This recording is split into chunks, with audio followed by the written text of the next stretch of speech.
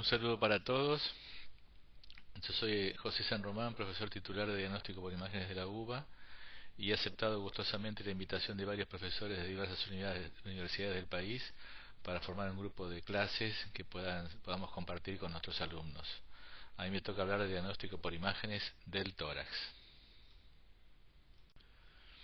Considero muy importante que en las diversas facultades se enseñe cuál es el mejor examen o el examen indicado por imágenes ante un problema clínico. Así como aprendemos a indicar los estudios de laboratorio o a recetar los medicamentos, también es importante que el futuro médico, sepa indicar los exámenes en una progresión adecuada de acuerdo al problema clínico.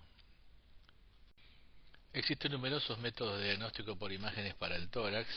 Algunos utilizan radiaciones ionizantes como los rayos X en la radiología o en la tomografía computada, los rayos gamma en la medicina nuclear, y otros no, como la ecografía con el ultrasonido, la resonancia magnética con el campo magnético y la radiofrecuencia.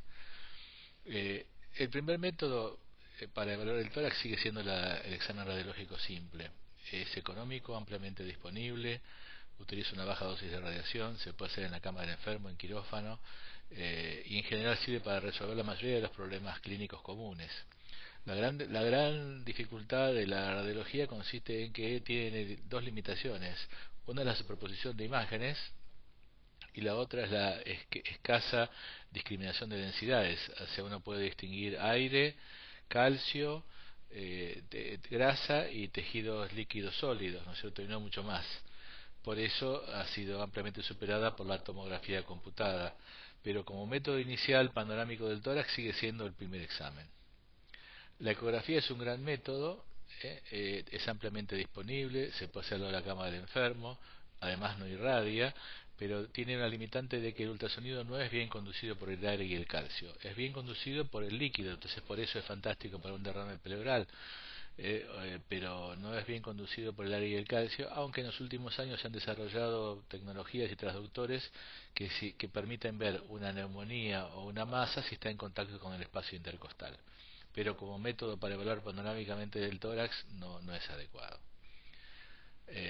La tomografía computada es el método de referencia, el gold estándar, el patrón oro para evaluar el tórax, porque permite ver en gran detalle el pulmón, el intersticio, nodulillos, etcétera, bronquiectasias. Además permite estudiar el mediastino y las paredes torácicas, así que digamos es un examen que abarca todo el tórax, y principalmente el pulmón, que es el órgano blanco más importante a estudiar. Por eso es el método de referencia. En general el neumonólogo va a pasar de la radiología a la tomografía computada. La angiografía por cateterismo ha sido una práctica reemplazada por métodos menos invasivos como el ecodoppler, la angio-TC o la angioresonancia, pero sí sigue siendo un método muy válido para guiar tratamiento, embolizaciones, angioplastias, etcétera. La resonancia magnética no es apropiada para el pulmón, se basa sobre todo en el hidrógeno que está en el agua y la grasa, por eso es tan útil para evaluar el cerebro, la columna, las articulaciones, pero no tanto el pulmón. Si hay una lesión muy grosera se va a ver, si es algo pequeño no, y por lo tanto no reemplaza la tomografía computada para evaluar el parénquima pulmonar. El intervencionismo guiado por imágenes en general se realiza para hacer biopsias mediante TC, por ejemplo ahí se ve una aguja entrando en un nódulo pulmonar. Si se desea obtener material de un derrame pleural o de una masa periférica, puede a veces recurrirse a la ecografía, y también se utiliza con fines terapéuticos, por ejemplo la tomografía para guiar la colocación de un drenaje de un neumotórax, o la ecografía para un drenaje de un derrame. La medicina nuclear ha ido perdiendo terreno y la ventilación-perfusión tradicional para evaluar embolia pulmonar ha sido reemplazada por la angio-TC. Así que es un método que está en retroceso en el tórax. Sí sigue siendo útil para evaluar las metástasis óseas o para la tiroides, etcétera. El examen PET-TC está ocupando cada vez más un lugar importante en oncología. Se basa en el uso de radiofármacos para mostrar las zonas calientes o activas, metabólicamente activas en el cuerpo, fusionado con tomografía computadora que aporta el detalle anatómico. Ya vamos a ver sus indicaciones. Respecto de la anatomía del tórax, yo asumo que ustedes la recuerdan. Vamos a solamente marcar algunas cosas prácticas.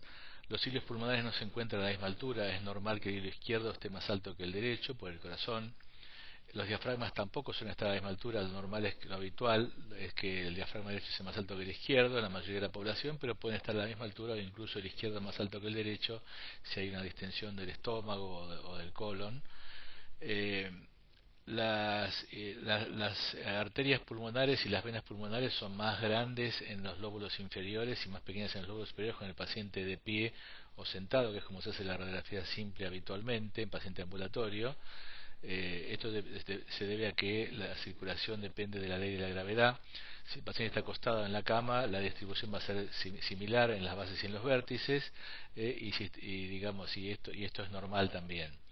También es importante recordar las superposiciones que no nos deben confundir de las clavículas, costillas, escápulas, mamas, etcétera.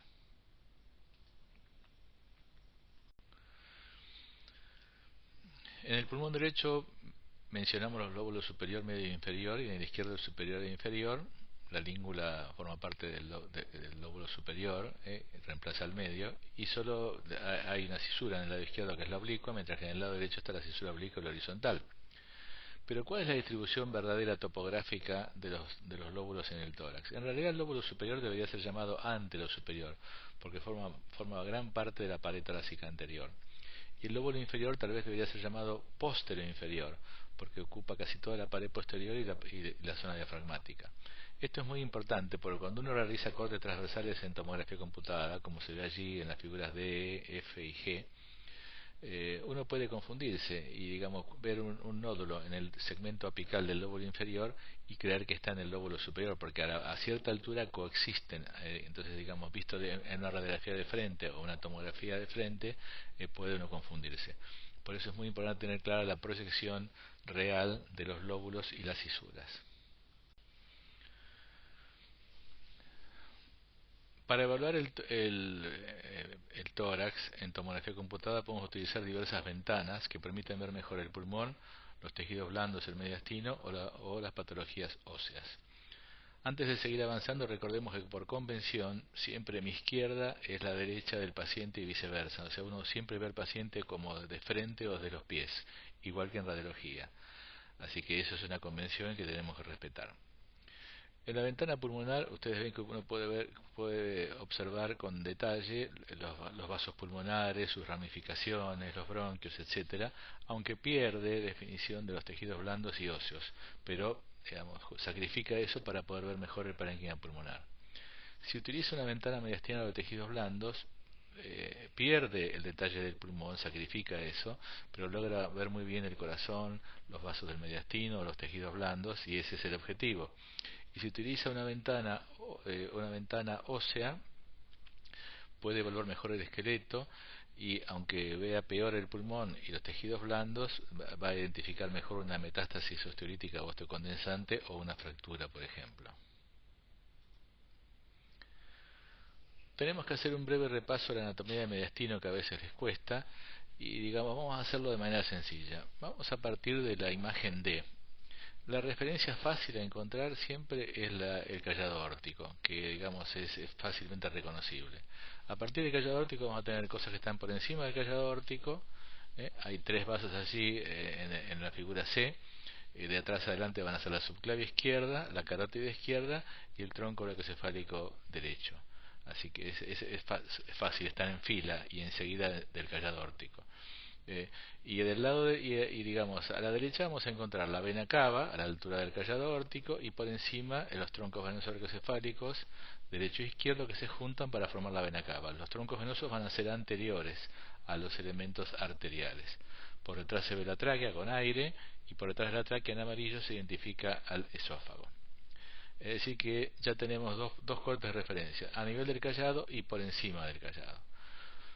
Por debajo del callado, ya uno puede reconocer en la figura E la aorta ascendente con el número 16 y la aorta descendente con el 17, y aparece un elemento muy importante que es la arteria pulmonar, que tiene esa forma de T o de Y invertida, donde con el número 18 se marca el tronco de la pulmonar y después está la rama derecha y la rama izquierda que van dividiéndose junto con la bifurcación bronquial.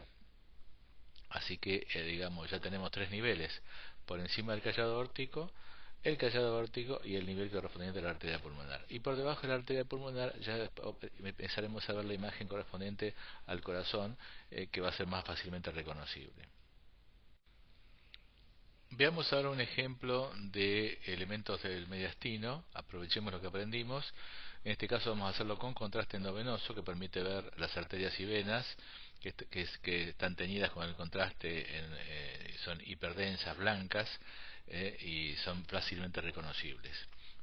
Hagamos el ejercicio de buscar el callado aórtico, las tres ramas: subclavia, carótida y tronco nominado, la vena cava, la arteria pulmonar, etcétera, y nos ubicamos allí.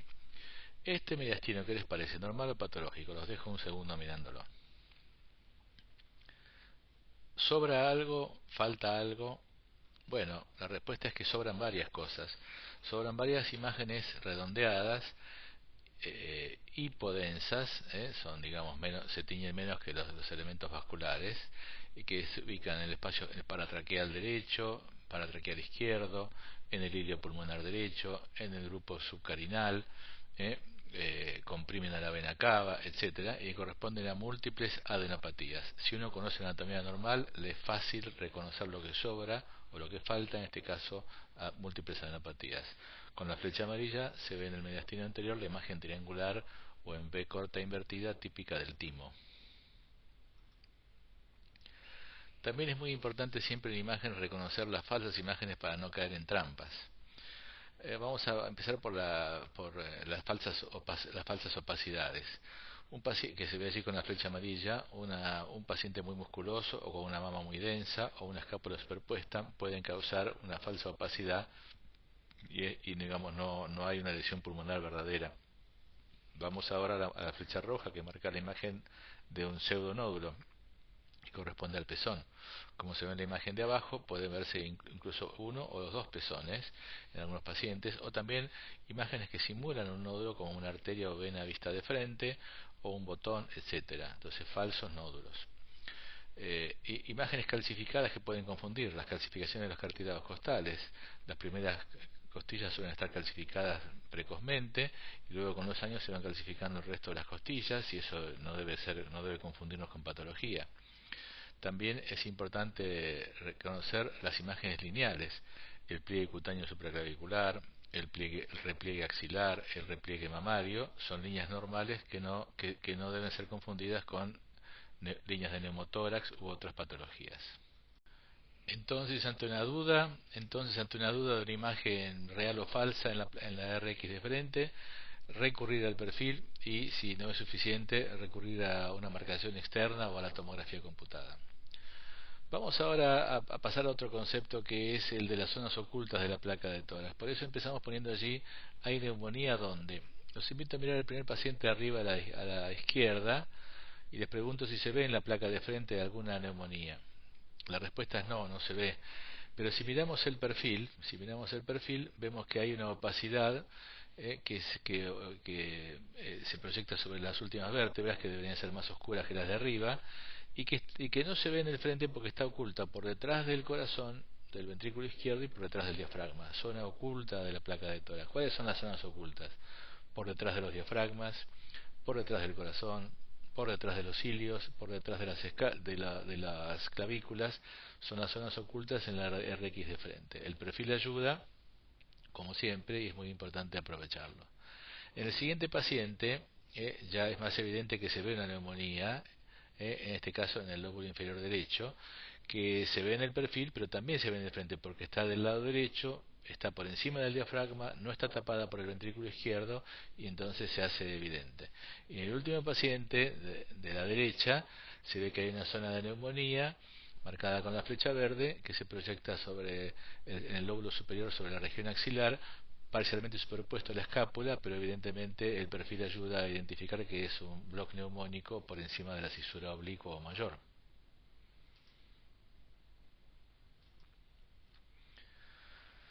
Hemos reiterado que el método de referencia es la tomografía computada. Hoy en día todos los tomógrafos son de tipo helicoidal o espiralados, es decir, que no hacen más corte a corte, sino que hacen un barrido mientras el paciente se desliza por la camilla. Y también utilizan múltiples detectores, no uno solo, pueden ser 16, 64 o más detectores, y con eso se logra adquirir un volumen. Ese volumen de información puede ser manipulado a través de programas de computadora para verlo en distintos planos, de frente, de perfil, etcétera. Ya no es solo el corte transversal de la tomografía computada. Además es posible hacer cortes comunes de grosor habitual o cortes muy finos llamados de alta resolución, de 1 o 2 milímetros. Es la llamada TC de alta resolución. Y también incluso hoy en día existe un tipo de tomografía especial llamada de doble energía o espectral que puede utilizar diversas dosis de radiación.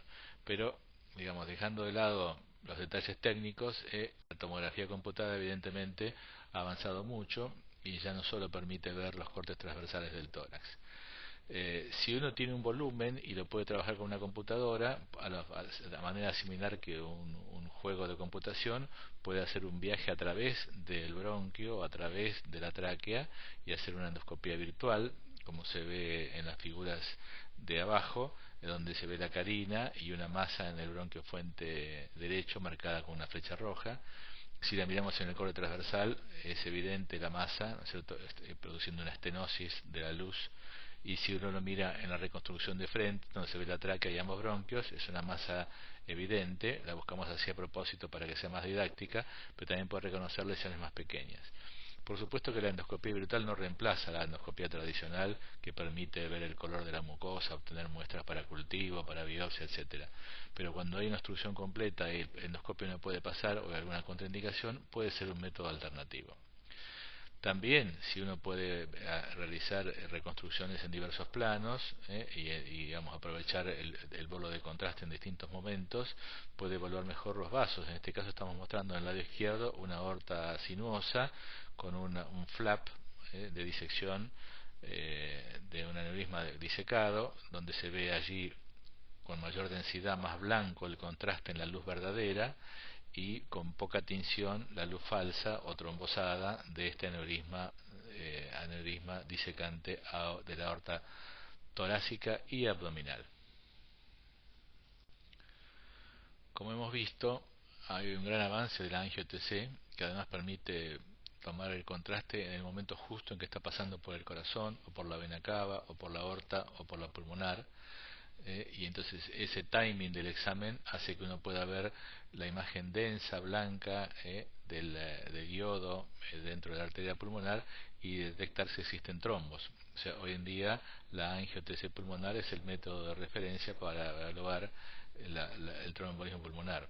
Los trombos se ven como defectos de relleno, como se ven allí con las flechas amarillas, dentro de la luz de los vasos. Así se llama signo del molde, digamos, u otros signos que indican que está ocupada la luz total o parcialmente. Los trombos agudos son más grandes, los trombos crónicos son más pequeños y más pegados a la pared. Dejando de lado esto que está claro como método de referencia, la radiografía simple de tórax tiene un rol muy limitado. Una placa simple normal no descarta embolia pulmonar, eso es importante, y si hay signos, suelen ser signos indirectos como un derrame pleural o una opacidad, y salvo que haya un infarto evidente, digamos, no suele ser claro. El diagnóstico se basa en la clínica, una historia previa, es un paciente que tiene que ha estado mucho tiempo en cama, que tiene un territorio vascular en los miembros inferiores peligroso para trombosarse, etcétera. En el dímero D, por el laboratorio, y cada vez juega un rol menor la medicina nuclear, que es útil comparando ventilación-perfusión, pero no está tan disponible en la guardia y ni es tan rápida como la tomografía con la angio-TC pulmonar. También otra alternativa es que uno, si tiene un paciente sospechoso, puede realizar una Doppler de miembros inferiores en búsqueda del trombo principal, si no contara con tomografía. Entonces, con la clínica y la imagen del Doppler positivo, uno puede suponer que sí, que está cursando una embolia pulmonar. Pero el método de referencia, el gold standard, como dijimos, es la angio-TC pulmonar.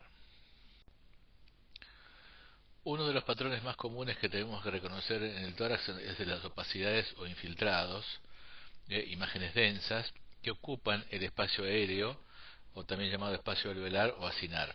¿Cierto? Hay dos espacios en el tórax, el espacio alveolar y el espacio intersticial, después nos referiremos al segundo, pero ahora estamos hablando del espacio aéreo alveolar o acinar. Cualquier cosa que ocupe el alvéolo o el acino, sea líquido como por ejemplo edema, sangre, o sean células por ejemplo en la neumonía o en un tumor, etcétera, van a producir una opacidad.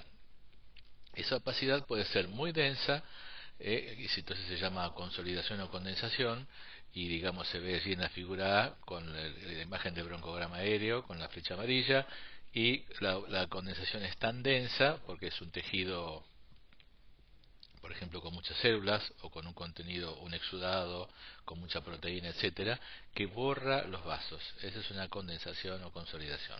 A diferencia de la opacidad en vidrio esmerilado, que es la de abajo, donde es más tenue, porque corresponde a un trasudado, a edema, por ejemplo, y entonces tiene menor densidad, y eso permite ver los vasos. O sea que si yo veo broncograma aéreo y no veo los vasos, hablo de condensación o consolidación.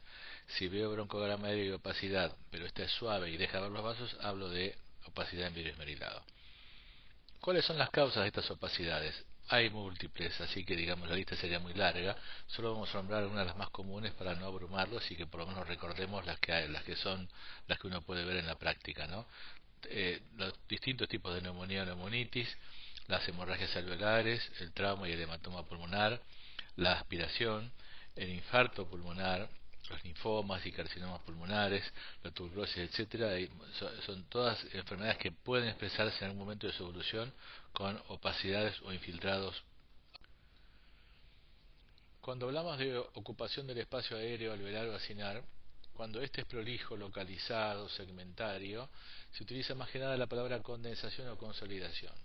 Ustedes recuerdan que cuando uno estudiaba neumonía en anatomía patológica, demostraban un pulmón que parecía un hígado, se decía que estaba hepatizado porque estaba como sólido, ¿no es cierto? Era una zona densa, consolidada, ¿no? Y cuando lo veía en el microscopio estaban los alvéolos llenos de células, ¿no es cierto? De eritrocitos, neutrófilos, etcétera.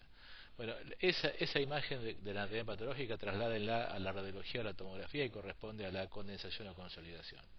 En el paciente de arriba a la derecha se ve una neumonía clásica consolidativa en el lóbulo medio de ese lado.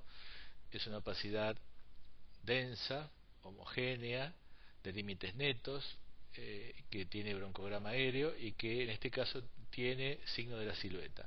El signo de la silueta depende de su ubicación. Si la lesión es anterior y toca el corazón, va a borrar el contorno cardíaco. En este caso, lóbulo medio y aurícula derecha, se borra el límite entre ambas. Indica que está adelante la lesión. Si, como del paciente de abajo, la lesión es posterior, es una neumonía posterior, no toca el ventrículo izquierdo, no lo borra, o sea que digamos el signo de la silueta depende de la ubicación de la consolidación. También se puede ver si una silueta en tumores o en derrames, o sea depende, digamos en esencia es cuando dos opacidades de densidad similar se tocan, sea neumonía, tumor o lo que fuera, con el corazón, por ejemplo, o el diafragma, se borra el límite entre ambas. Esa es la esencia del signo. Otro signo importante es el signo del broncograma aéreo. El aire siempre está en los bronquios, lo que pasa es que no lo vemos porque digamos vemos está el aire en el pulmón y entonces no hay contraste, pero cuando se opacifica el espacio aéreo, el alvéolo, el acino, el aire que queda dentro de los bronquios se hace visible. En eso consiste el signo de la silueta. El que está enfermo es el pulmón, no el bronquio, ¿no es cierto? La enfermedad indica enfermedad del espacio aéreo. No siempre el patrón es tan prolijo, segmentario o lobar. En muchos casos hay opacidades o infiltrados múltiples en parches, solemos decir, ¿no es cierto? Unilaterales o bilaterales, con tendencia a la confluencia, densos, pueden tener también broncograma aéreo, y ese patrón en parche, multifocal, etcétera, es muy típico de la bronconeumonía.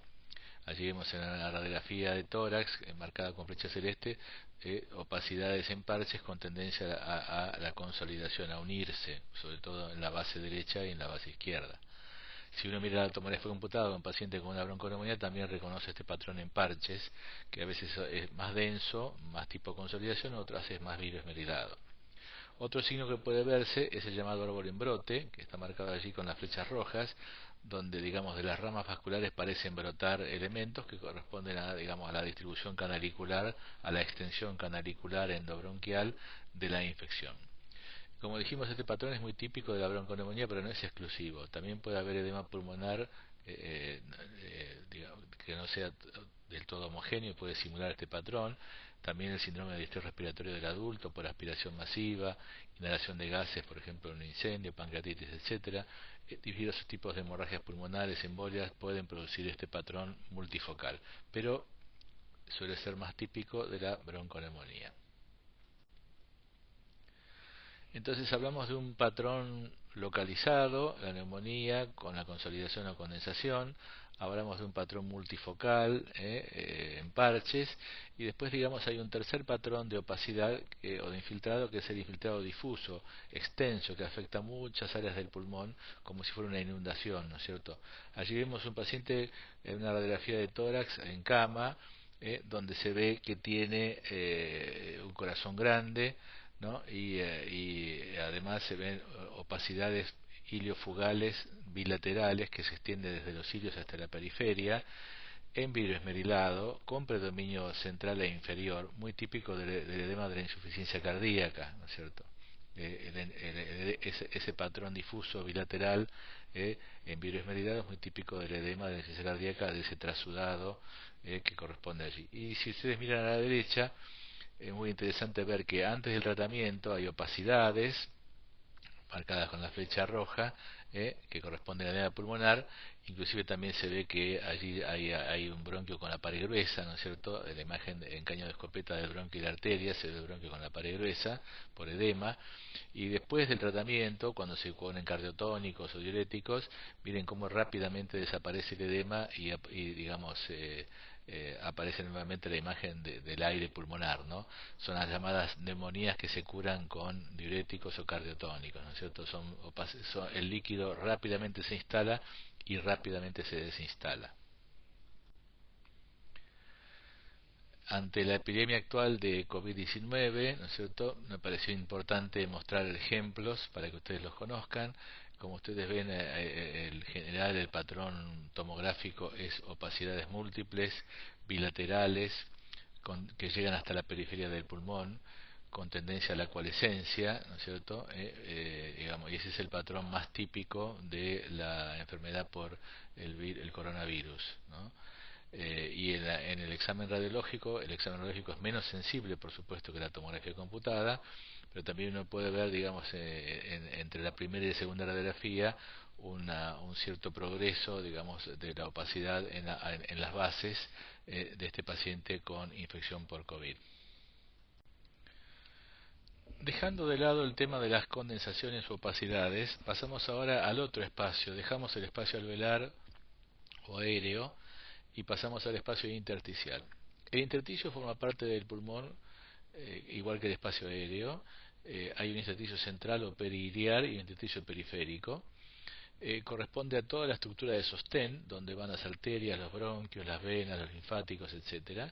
Normalmente el intersticio no es visible, en condiciones normales no es visible, y digamos la estructura que uno puede ver en la tomografía computada es el lóbulo secundario pulmonar, que es la menor unidad anatómica o funcional. Si ustedes recuerdan, está formado por un conjunto de acinos y formados a su vez por alvéolos, tiene una arteria y un bronquiolo central, y por las paredes o septos interlobulillares, que normalmente no se ven, circula una vénula y linfáticos, ¿no es cierto?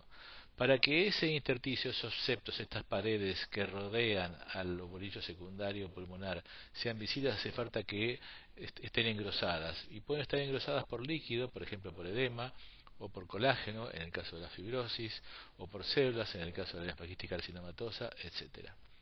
En un examen de tomografía computada normalmente uno no ve estos septos. Si los ve, son patológicos.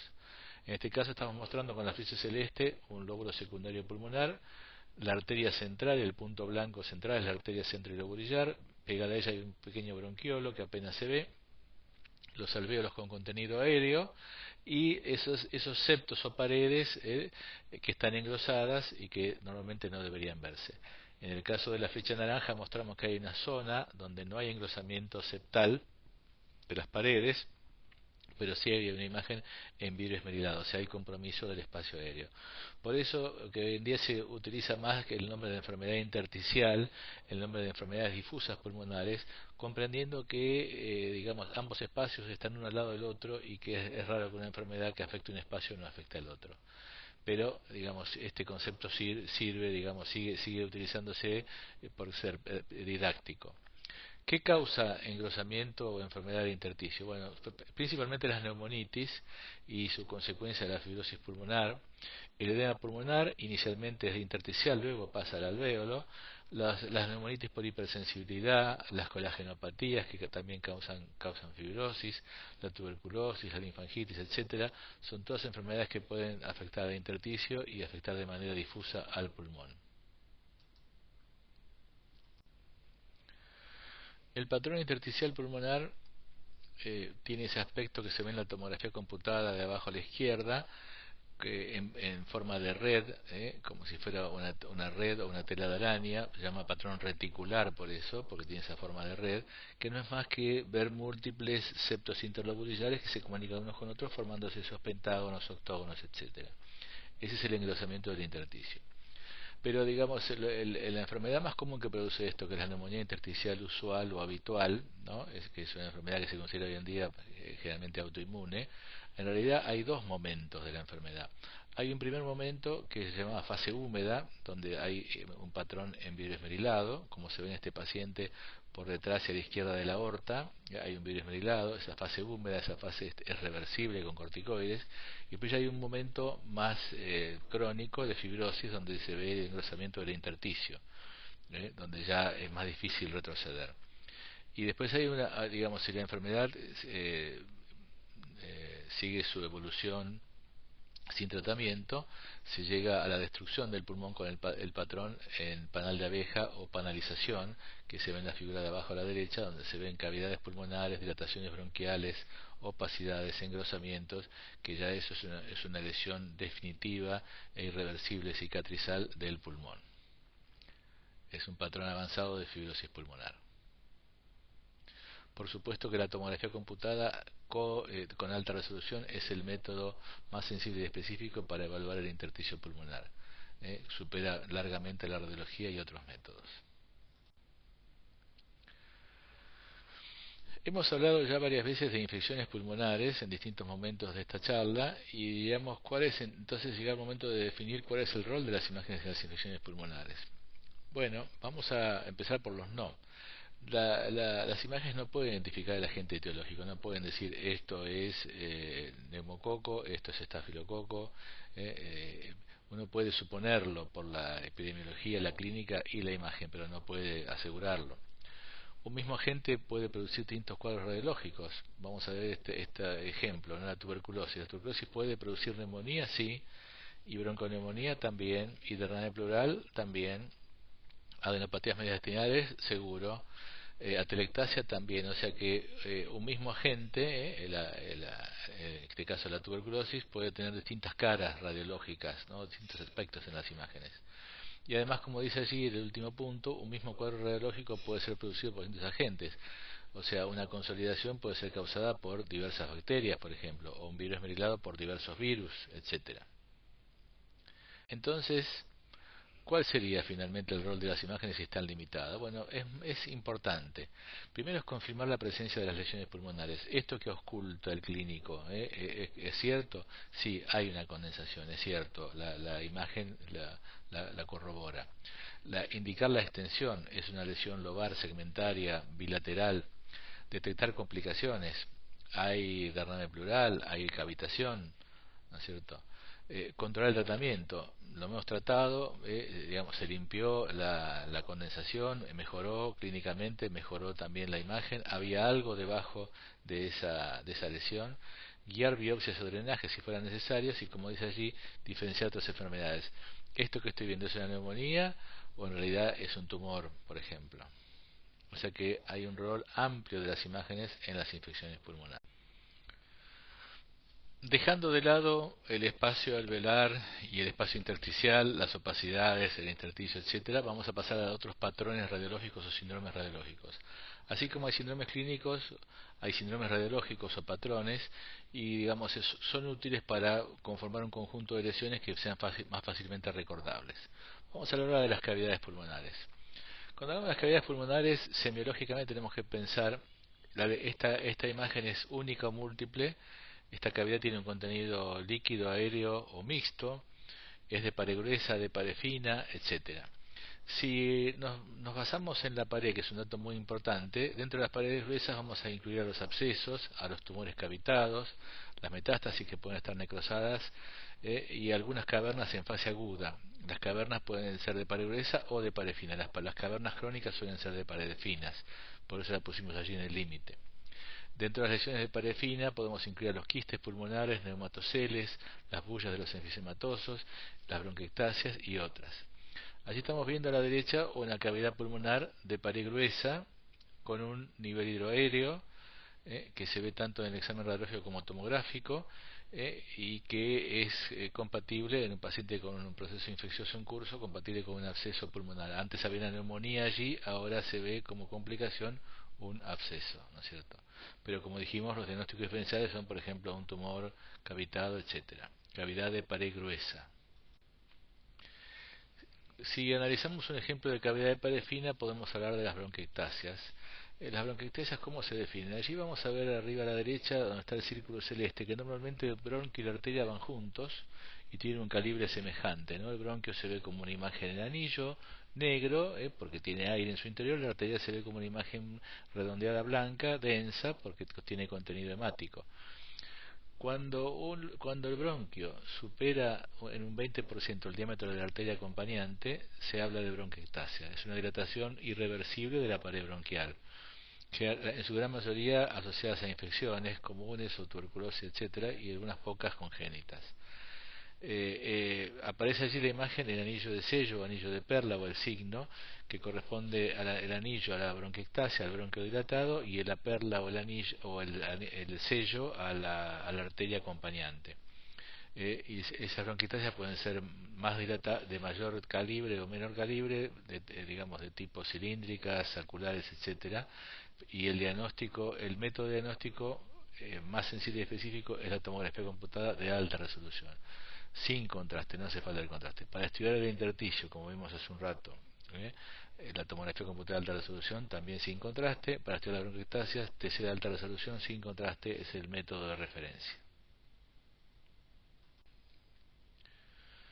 Hablando de cavidades, uno siempre piensa en la tuberculosis, aunque ya explicamos hace un ratito que la tuberculosis puede tener muchas caras, puede aparecer como la neumonía, bronconeumonía, derrame, etcétera. Pero bueno, sí, efectivamente las cavidades es una de las características, sobre todo en los adultos, no en los niños, en los adultos, y es mucho más sensible la tomografía que la radiología para identificarlas.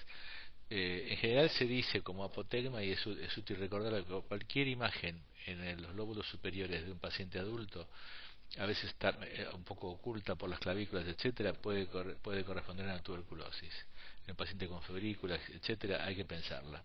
Y si quedan dudas, recurrir a la tomografía, que fácilmente muestra las cavidades en el lóbulo superior derecho, unas más grandes, otras más pequeñas, acompañadas de nodulillos, y también hay nodulillos pulmonares en el lóbulo superior izquierdo. Están comprometidos ambos lóbulos superiores. En otro paciente, se ve el patrón en árbol en brote. El patrón en árbol en brote lo habíamos visto en la bronconeumonía. También puede ser una forma de expresarse la tuberculosis cuando va distribuyéndose a través de los bronquios y aparecen esos pequeños nodulillos u opacidades alrededor de las arterias, como si fueran ramitas de un árbol que van brotando.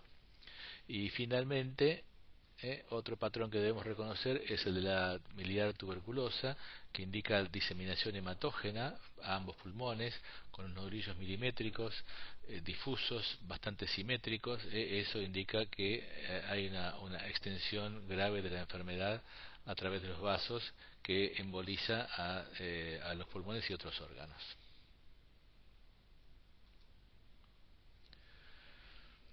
Otro patrón radiológico, o síndrome radiológico es el llamado hemitórax opaco.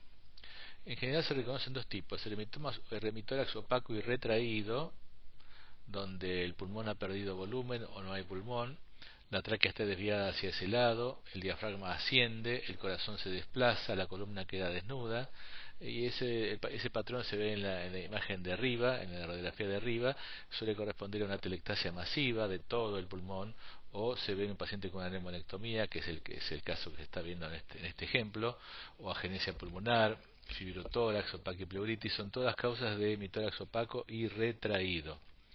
En cambio, otra posibilidad es el hemitórax opaco y expansivo, donde también se ve una opacidad completa, pero en este caso desplaza la tráquea hacia el otro lado, desplaza el corazón y el mediastino. Se dice que la tráquea es el fiel de la balanza del mediastino, ¿no? Va para un lado o para otro dependiendo de cómo la empujen. Y en este caso, en general, cuando hay es un hemitórax opaco y expansivo, hay que pensar en un extensísimo derrame pleural, litros, o un derrame más tumor, que es este caso que estamos viendo en esta imagen de abajo, en la radiografía de abajo. Hemitórax opaco y retraído, hemitórax opaco y expansivo. El siguiente patrón que vamos a abordar es el de la atelectasia o colapso. Cuando el pulmón pierde aire, se opacifica, se reduce su volumen y se opacifica. Ese es el patrón de la atelectasia. Es una opacidad, pero con pérdida de volumen. La palabra mágica, la diferencia entre la neumonía y la atelectasia es que en la atelectasia hay pérdida de volumen. La neumonía suele conservar su volumen o incluso a veces se expande el lóbulo. En cambio, la atelectasia se perdió el aire y se pierde el volumen. ¿Y cómo se ve que se pierde el volumen? Bueno, por signos directos e indirectos. Un signo directo es la opacidad, con una distribución típica generalmente triangular apuntando hacia el ilio.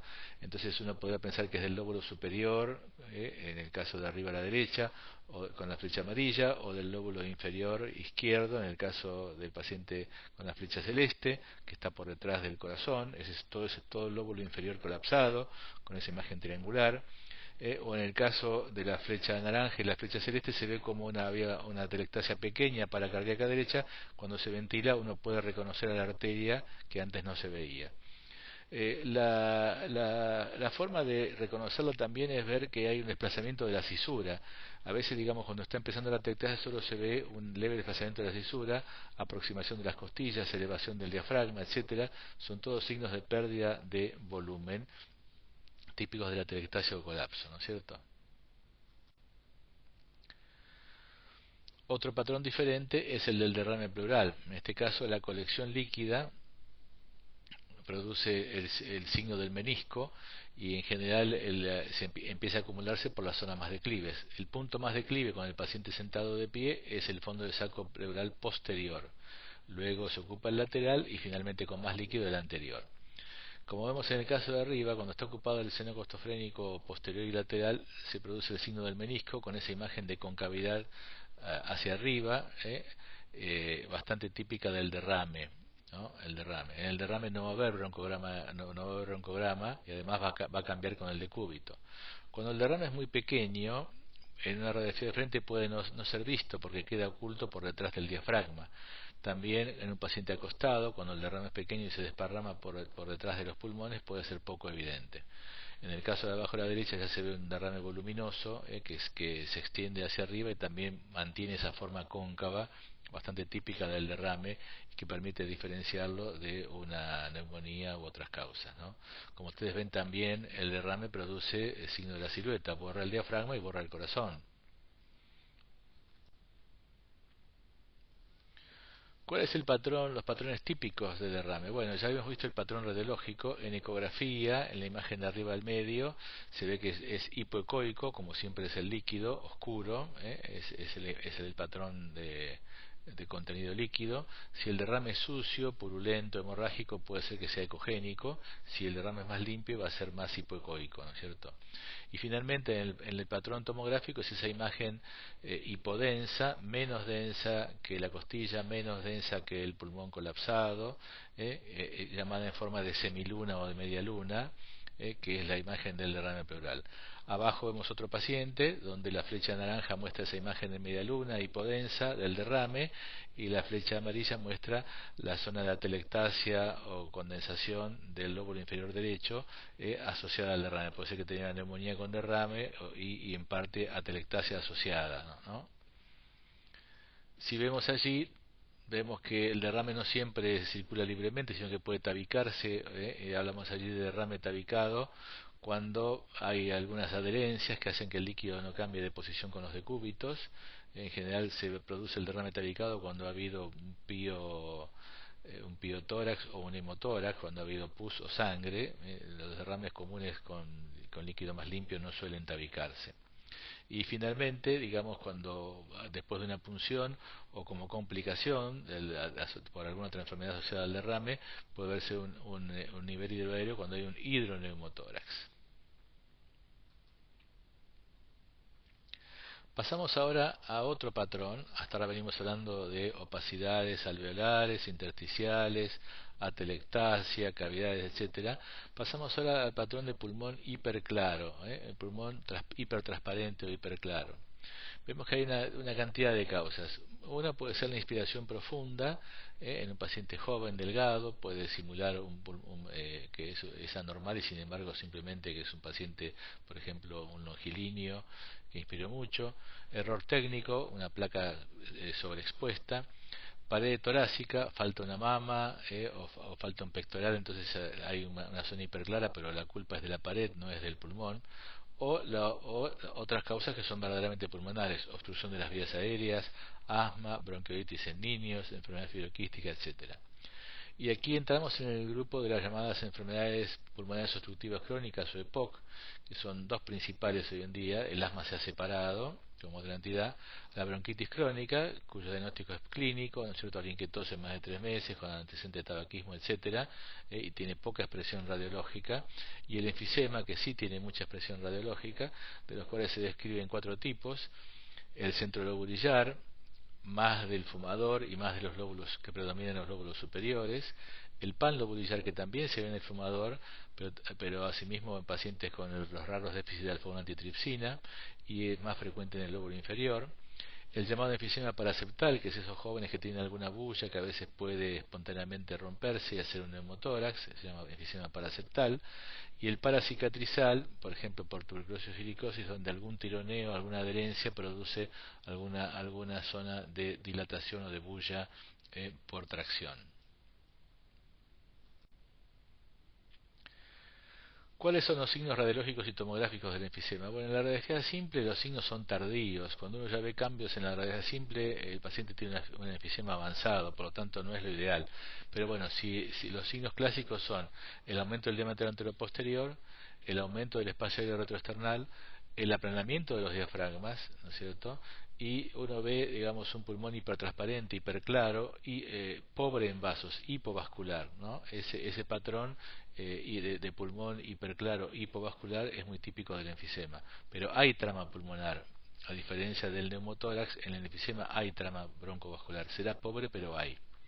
Si uno utiliza la tomografía computada de alta resolución y con la técnica MINIP, este es el método más sensible para demostrar enfisema, incluso en fases preclínicas, antes de que haya alteraciones clínicas o de los exámenes funcionales.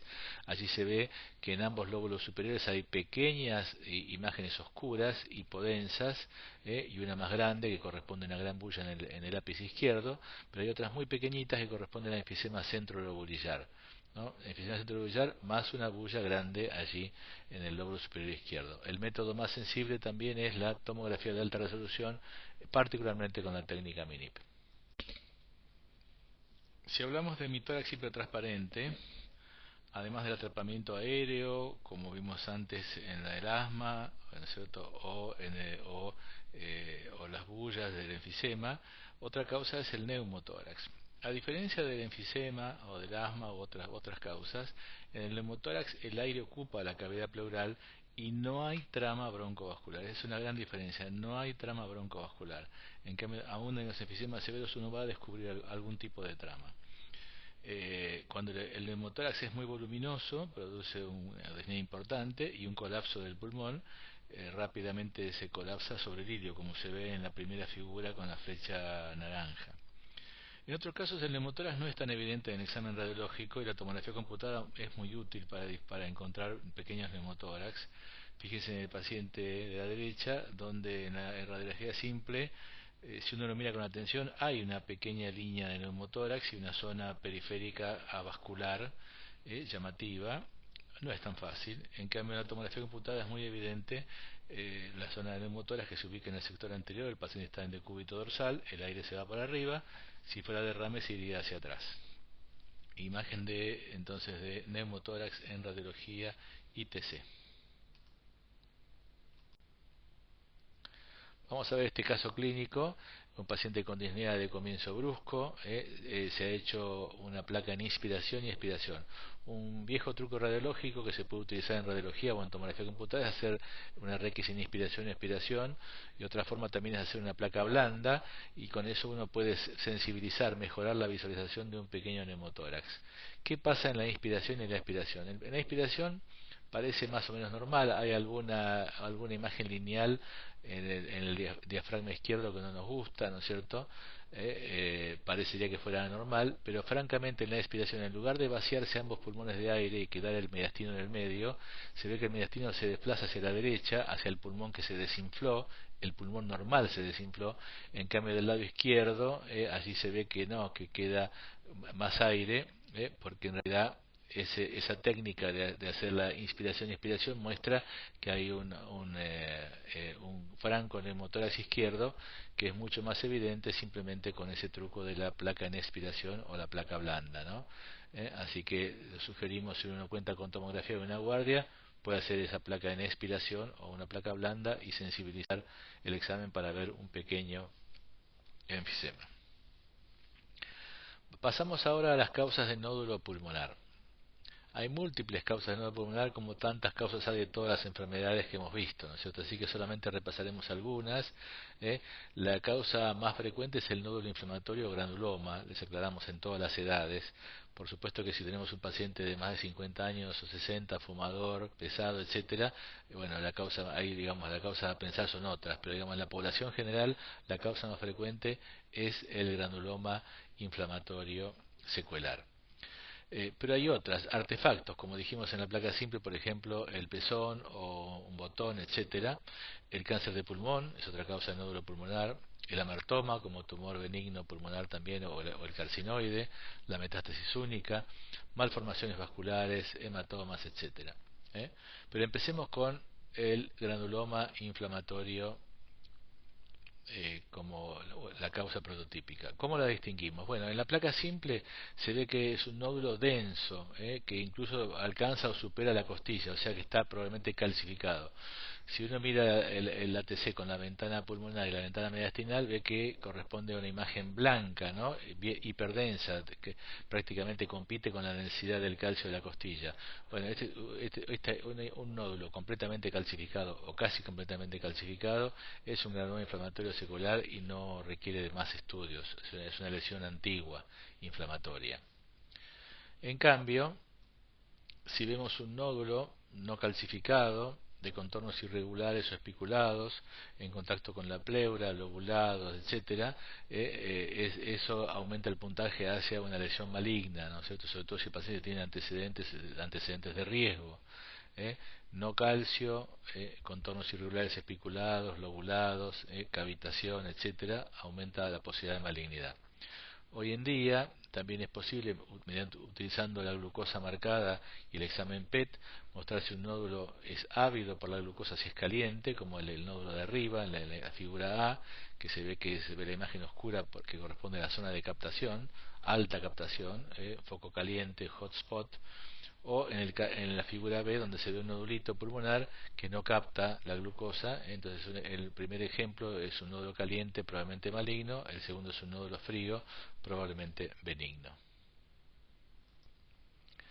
Tradicionalmente cuando se hablaba de nódulo pulmonar uno pensaba en un nódulo sólido.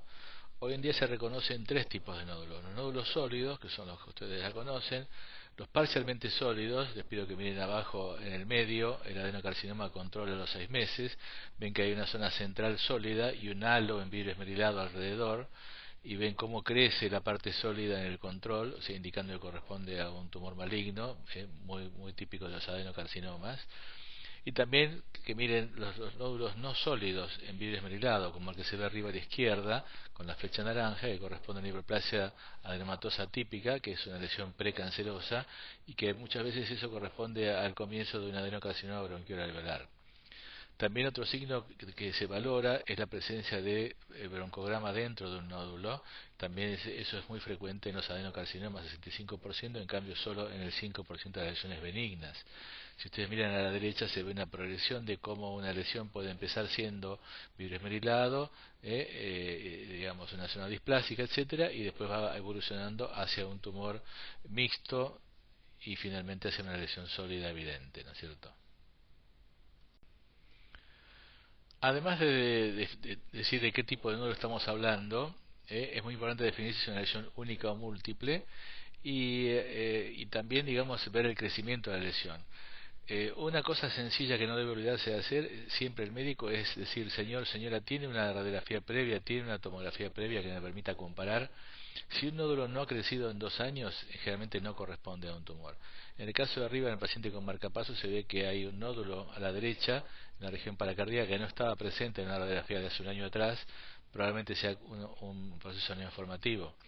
Y la tomografía computada de abajo de otro paciente distinto muestra una pequeña lesión poco específica, uno no sabe si es un trazo fibroso, una secuela, que en el control periódico, que es lo que debe hacerse con toda lesión pequeña, lo que debe hacerse es cualquier lesión pequeña, seguimiento tomográfico, ese es el método de referencia, porque son muy pequeñas para ser biopsiadas, son muy pequeñas para hacer un PET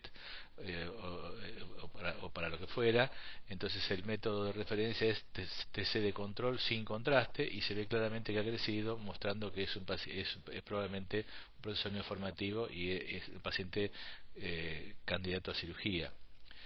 También la otra pregunta es si son lesiones múltiples. Arriba a la derecha se ve múltiples nódulos de gran tamaño, mediano o pequeños, como imagen en suelta de globo se suele llamar, que corresponde seguramente a múltiples metástasis. También podría ser que fueran múltiples quistes hidratídicos o múltiples abscesos, pero digamos en un contexto de un paciente oncológico son sospechosas de metástasis.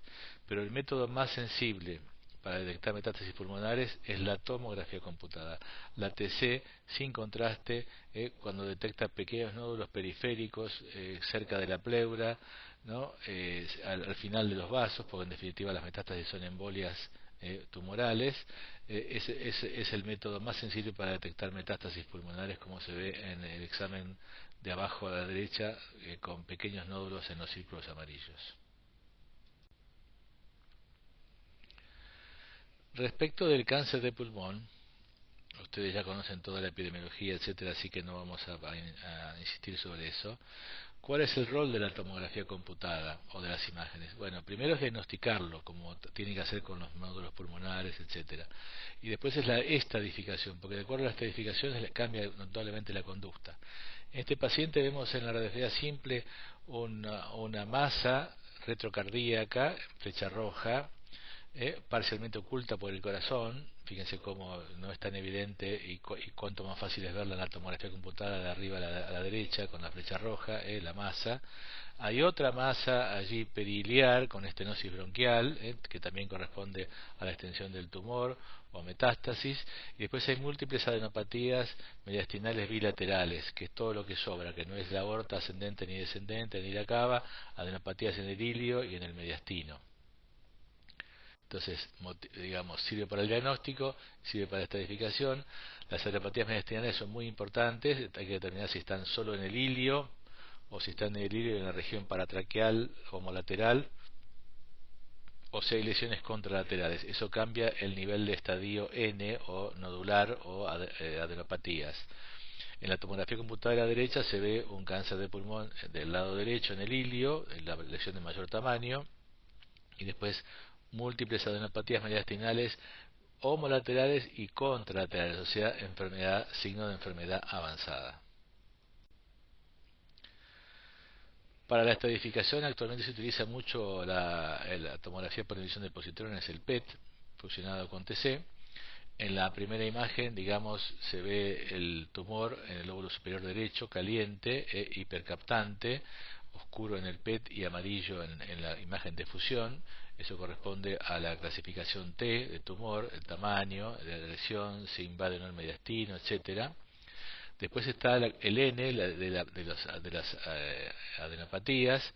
En este caso se ve que hay adenopatías regionales subcarinales, se ve una captación allí en la zona subcarinal.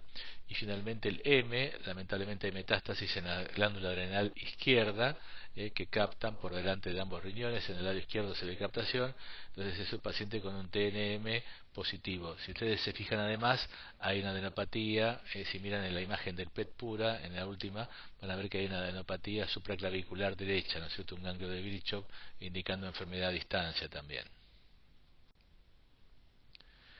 Vamos llegando al final de esta extensa charla de tórax. Es una de las clases más largas, así que les pido disculpas, pero bueno, es un tema muy amplio y de uso clínico continuo, y son las masas del mediastino. Habitualmente se habla del mediastino anterior, medio y posterior. Eso sigue siendo útil. Por delante del corazón y el pericardio anterior, ¿no es cierto?, por detrás del esófago posterior, para decirlo de manera corta y fácil. El mediastino anterior, timo, tiroides, teratoma, terrible linfoma, las 4T, ¿no es cierto? El mediastino medio, generalmente adenopatías o quistes. Esos quistes pueden ser de origen bronquial, enterógeno, cardiogénico, etcétera, pericárdico. Y en el sector posterior la gran mayoría son tumores neurogénicos, aunque por supuesto también puede haber adenopatías, enfermedades vasculares o de la columna. En una radiografía simple vemos un mediastino ancho bilateral, ocupación del espacio aéreo retroesternal en un paciente joven con febrícula, muy típico de un linfoma Hodgkin. La causa más frecuente de masa mediastinal en general son las adenopatías linfomatosas o secundarias. En el caso de otras masas mediastinales, de acuerdo a su topografía y forma, uno puede presumir la causa. En las fotos A y B vemos un paciente con una masa del mediastino anterior, pero es una masa muy particular. Tiene calcificaciones, tiene grasa, tiene tejido sólido. Es muy típico de un teratoma del mediastino anterior. En el caso de la foto C también se ve una masa del mediastino anterior que corresponde a un timoma, que crece más sobre el lado derecho.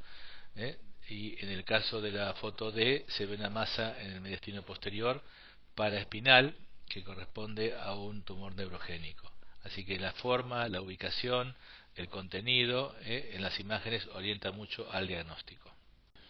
Y así vamos terminando esta charla, que por supuesto no abarca toda la patología torácica ni pretende hacerlo. Una clase es más que nada un tutorial, es marcar lo importante, digamos, no reemplaza al libro, ni a la clase presencial, ni a los prácticos, pero bueno, es un panorama general que quería darles.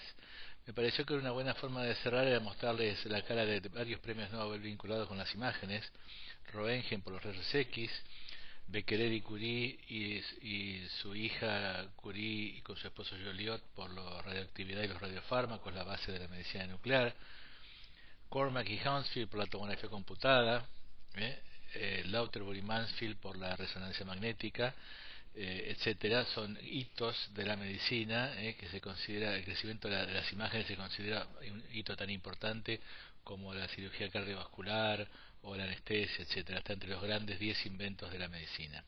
Hay que usarlo bien. Les agradezco mucho por su atención. Sé que no es fácil seguir una clase de esta manera, de no presencial, en un tema tan amplio como es el de las imágenes del tórax, pero quería participar de este esfuerzo de los profesores de diversas universidades y aportar mi pequeño granito de arena. Para aquellos que tengan intención o interés de conocer más sobre los temas, pueden recurrir a nuestro manual de diagnóstico por imágenes para tener mayor material. Muchas gracias.